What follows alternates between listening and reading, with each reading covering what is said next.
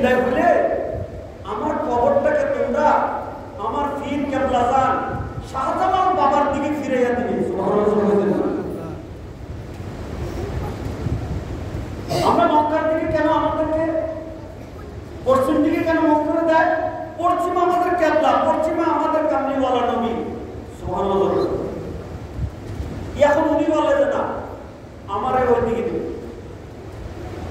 এখন ইন্তিকালের পরে দেশের যারা আলেম উলামা তারা কয় এটা শরীয়তে মিলে না, শরীয়তে কভার পায় না, শরীয়তের উপরে চলতে হবে। বাস শরীয়তের উপরে চলতে গেলে অনেক কথা কিন্তু মানুষের বুঝে আসে না। যেমন মনসুর আহলাজকে শরীয়তের নজরে ফতোয়া দিয়া ফাঁসির কাস্টে ঝুলাইছে। ফাঁসি দেওয়ার পরেও আনাল হক আইতেছে। এরপরে মানুষ যাতে বিভ্রান্ত না হয় তারে আবার আগুনে পোড়াইছে।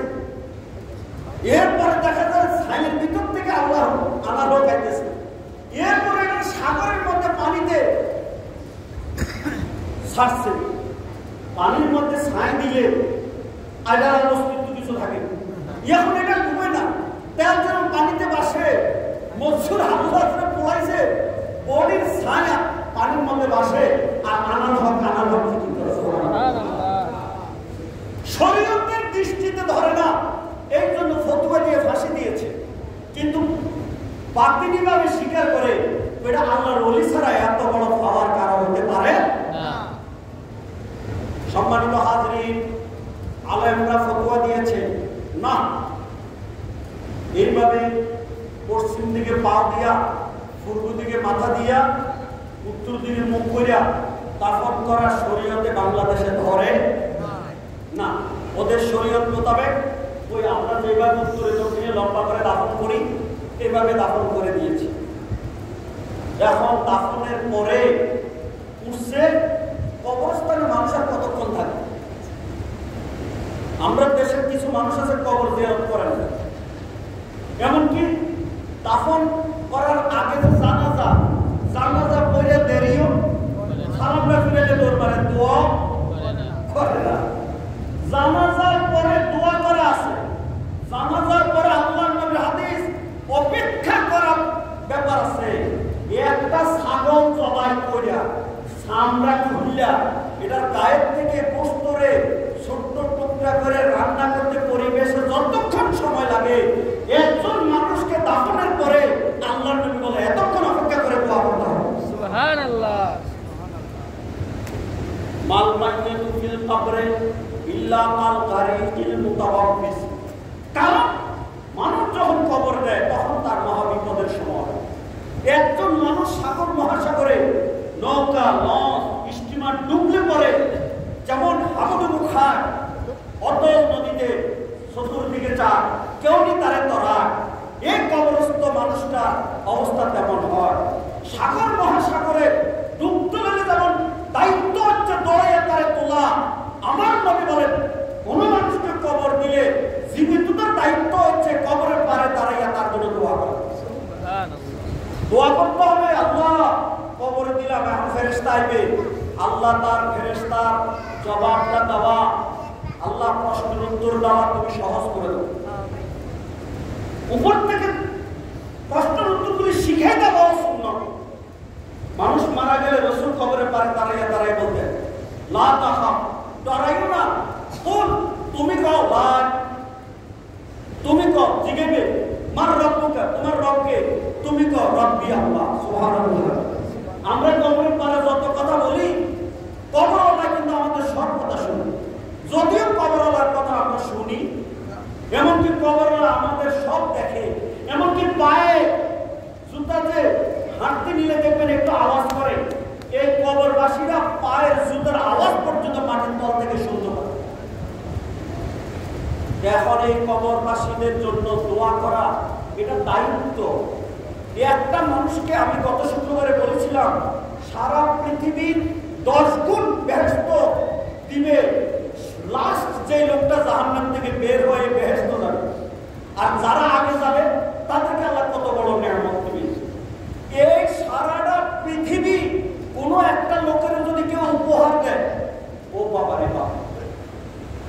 বিনা পয়সা কামাইতে সারা পৃথিবী তো দূরের কথা, যদি কেউ নারায়ণগঞ্জ ডিস্ট্রিক্টটা কারণে দান করে দিত জমিদারিতে, তাহলে তার অবস্থাটা কি? এতটুকু তো লাগতো না, সিদ্ধির কুঞ্জ এতটুকু দিলেও তো হবে, এতটুকু তো লাগতো না। মোটামুটি কি কম এখন 3 কাঠা জমি দিলে একটা বিল্ডিং দিতে পারলে কত কত খুশি। বাপ দাদা 14 গোষ্ঠী কি করে হিসাব করে করে এখানে দোয়া করতে থাকে। আর সারা পৃথিবী যতটুকু একটা লোক কবরের পারে দাঁড়াইয়া যদি এই মরা মানুষটার জন্য দোয়া করে, এই লোকটা সারা পৃথিবী পাইলে যত খুশি, এর থেকে বেশি খুশি। সুবহানাল্লাহ। আফসোস, কবর জিয়ারত উঠাই দিতেছে, জানাজার দোয়া উঠাই দিতেছে, এখন ওলিদের কবরের থেকে উঠাইয়া নিয়ে আসতেছে। তো আমি বলতে বলতে কোথায় গেছি, এই সৈয়দ নাসিরউদ্দিন সিপাহী সালারকে দাফনের পরে মানুষ যতক্ষণ থাকার কবরে পারে ছিল, এরপরে যখন খালি বিদায় হয়েছে, পরের পার্টি গিয়ে দেখে কবর উত্তরে দক্ষিণে নাই, এই কবর পূর্ব পশ্চিমে লম্ব হয়ে গেছে। সুবহানাল্লাহ। এখন কবর ঘুরে লোকে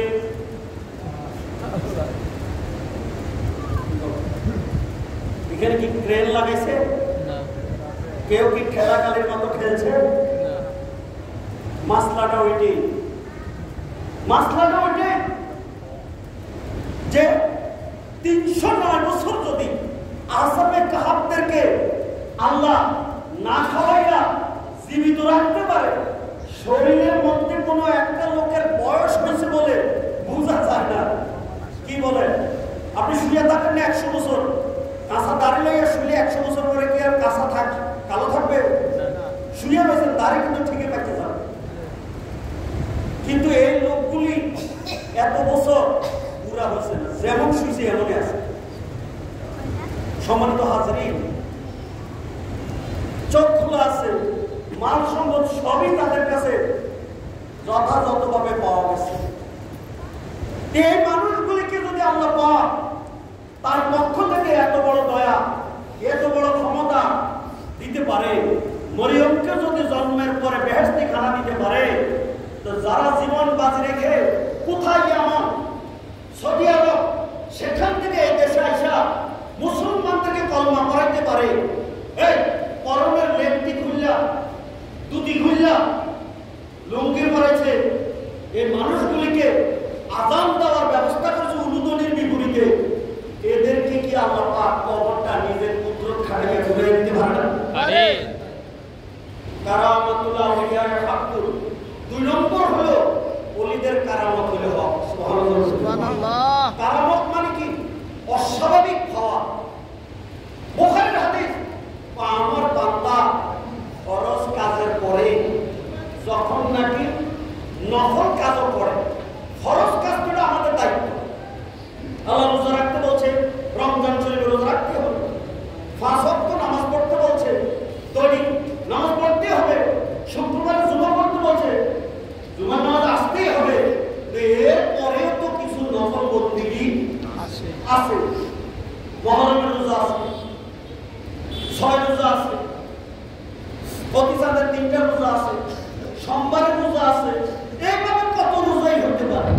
নামাজের মধ্যে তাহাজ্জুদ আছে, আওয়ামিন আছে, চাশতু আছে, কত নামাজে আছে। এইভাবে নফল বন্দেগী যখন বান্দা করা শুরু করে, আল্লাহ আমার সাথে তার একটা সম্পর্ক হয়। বান্দা পড়তে চায়, কিন্তু আল্লাহ বান্দা বাঁচতে চায়, আল্লাহ তারা তাড়াতাড়ি মরণ দিয়ে নিজের কাছে লইয়া যেতে চায়। কি বলেন?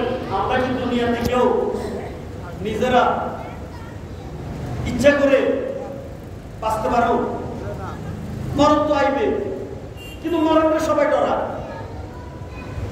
আল্লাহ পাক ওলিদের মরণকে অনেক ভালো পায়, নিজের কাছে নিতে চায়।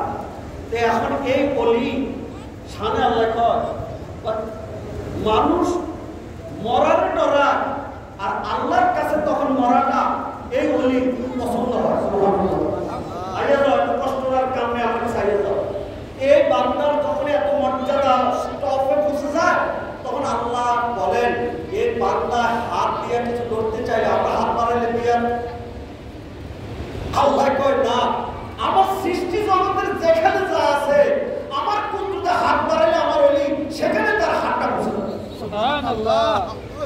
আমরা চোখ দিয়ে নজর করলে, উপরে নজর করলে কোটি কোটি মাইল চাঁদ সবুজ তারা দেখি, সামনে নজর করলে 10 কিলোমিটার দেখি, ডাইনে বামে দেখলে এইভাবে দেখি, কিন্তু পিছনে 100 দেখি না। কিন্তু আল্লাহ কয় আমার বান্দা যখন এরকম বেলায়েতের মাকামে পৌঁছে যায়, তখন বন্দিগি করতে করতে, তখন তার দৃষ্টি ক্ষমতা যেখানে দেখতে মনে চায় আমার কুদরতে সেখানে ওলিরা দেখতে পায়। সুবহানাল্লাহ। সম্মানিত হাজরিন, তো ওলিদের যখন এই পাওয়ার, তো ওলি যদি আপনার হাতের ইশারা দেয়, আমার নবী জমিনে থেকে ইশারা দিছে, আসমানের চাঁদ টুকরো হয়ে গেছে। আমার নবী জমিনে থেকে খায়বরের যুদ্ধ থেকে ফিরার সময় সাহাবা নামক জায়গাতে ইশারা দিছে, হযরত আলীর আসরের নামাজ পড়ার জন্য ডুবন্ত সূর্য আমার আসরে উঠেছে। সুবহানাল্লাহ। এটা হলো নবী রাসূলের শানে হলো মুজিজা। আর এই খবরটা যদি ওলিদের হয়, এটার নাম হলো কারামত। সুবহানাল্লাহ। তো ওলিরা এইভাবে অলৌকিক ঘটনা করতে পারবে, আকাইদের কিতাবে আছে, এটা হক জিনিস। অতএব শাহজালালের সিপাহে সালাম নাসিরউদ্দিন যদি দুনিয়ার আলেমরা ফতোয়ার কারণে কবর পূর্ব পশ্চিমে দিছে না, কিন্তু নিজের বেলায়েতের সে পাওয়ার আর কারামত খাটাইয়া কবরকে ঘুরে দিতে পারে না। আছে হযরতে খাজা আসমিরি যদি সাগরের সব পানি এক মোড়ার ভিতরে ঢুকে রাখতে পারে কি করে? হ্যাঁ? আমার নবীজি হযরতে আবু হুরায়রাকে খেজুর দিছে 21টা, দোয়া করে কোমরে বাঁধা কইয়া দিছে, দেখো খাইবা যে হাত দিয়ে কন্যা দেখতো না, নিজে খাইও পাবলিককেও দিও। খাইতে খাইতে খাইতে খাইতে রাসূলের হায়াতে খাইছে 3 বছর, আবু বকরের খেলাফতে খাইছে 2.5 বছর, ওমরের খেলাফতে খাইছে 10 বছর, ওসমানের খেলাফতে খাইছে 13 বছর। এরপর হাত দিয়ে দেখে একটা খেজুরের জন্য কমছে না। সুবহানাল্লাহ। এটার নাম হলো মুজিজা। আর এই পাওয়ার যখন আল্লাহর ওলিদের আসে, এটার নাম হলো কারামত। সম্মানিত হাজরিন, অতএব আল্লাহর ওলিদের কথা কোরআনে আছে, হাদিস শরীফে আছে, কিন্তু সেই শুক্রবার আমি বলেছি